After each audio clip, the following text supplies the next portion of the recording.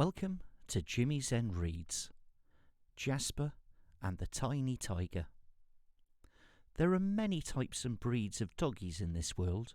There are big dogs, tiny dogs, heroic dogs, fluffy dogs, muddy dogs, waggly-tailed dogs, sleepy dogs, excitable dogs, grumpy dogs, snaggletooth dogs, yappy dogs, tail-chasing dogs, grand dogs, daft dogs, hot dogs, and least of all, and not forgetting, the droolers and the slobbering dogs.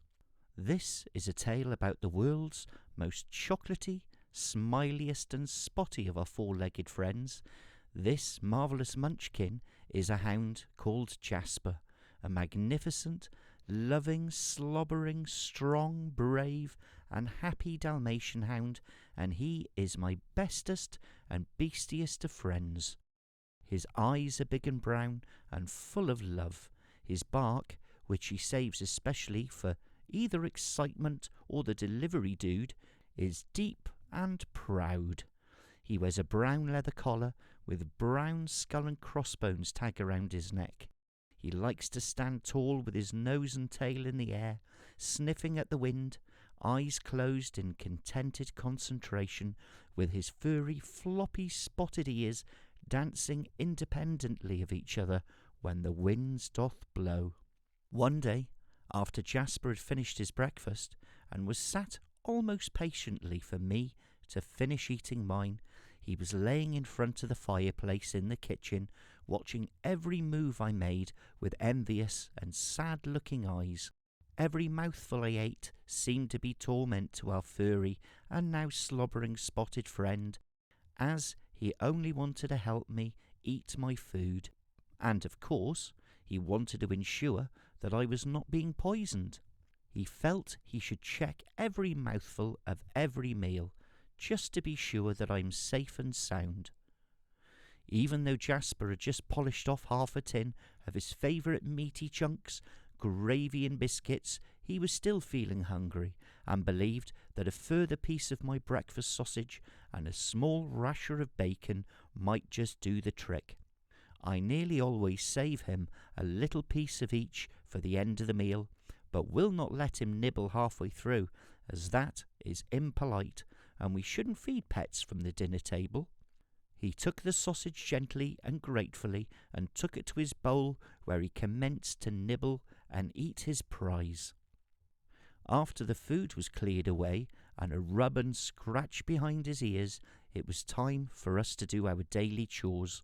So out into the garden we headed, Jasper in the lead, a dash around the garden to check everything is as it should be. Birds singing, yes, check. Any bears? Nope, check. 3 favourite places to tiddle on? Tiddled on, check. Best munching clump of grass still fresh? Nibble, nibble, yes, check.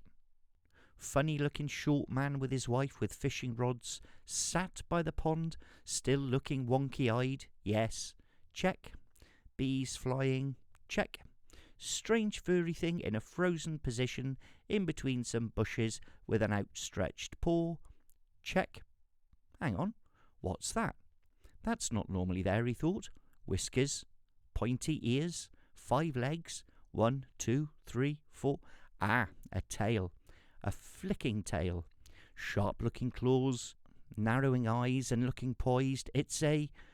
As the thought was running through Jasper's mind, the ginger-striped creature leapt up and jumped onto his head, with its claws from its 2 front paws trying to get hold of poor Jasper's ears, and somehow managing to scramble onto his back. Jasper rightly gave a little yelp of both surprise and confusion. The creature was now after Jasper's waggling tail, and leapt off his back towards and missing it, instead falling on the grass, almost landing on its feet. This brave small animal eyed up our friend, wondering what Jasper's move would be. Jasper was now realising what he was now seeing must, in fact, be probably the smallest and tiniest tiger he's ever seen. He'd seen them in books, seen them in films, and now one of them had found its way into his garden. He gave his I have just been attacked by a pint-sized tiger bark, alerting me to what would normally be saved for the arrival of the delivery dude at my door. The tiny tiger, not wishing to be outdone in the old noise department, let out a massively little roar, meow, and outstretched its paw. Jasper shook his head, trying to look at his own ears, and shook them again, realizing that it doesn't work. No matter what angle you stare at, you just can't see your own ears without the aid of a mirror. "What are you doing, Tiny Tiger?" demanded our hound. The tiny tiger looked confused, then bemused, then accused Jasper of ruining his hunt for a bird. Jasper was looking a little less startled and began to explain to the tiny tiger that hunting was not allowed in this garden, that it was an oasis and a safe place for all of his furry and feathered visitors and friends. He told the little creature that even misbehaved tiny tigers can come and play in his garden, but hunting was banned. If he wanted to do that, then he must go elsewhere for that sort of thing. The tiny tiger agreed to these terms, and he was a young and tiny tiger, so he wanted to learn. They played together all the morning long, Jasper teaching his new friend what sniffing is useful for, and the tiny tiger tried to teach Jasper how to climb a low-limbed pine tree, alas, with very little success.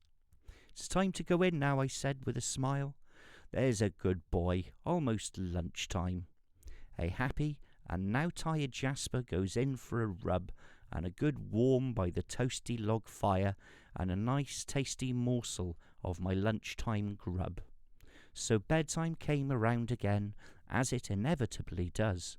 Jasper all warm and curled up in his favourite snug, and he drifted gently into his sweet lullaby. He was pleased and happy and glad for his day. After all, it's not that often that a tiny tiger comes into the garden learning to play. The end.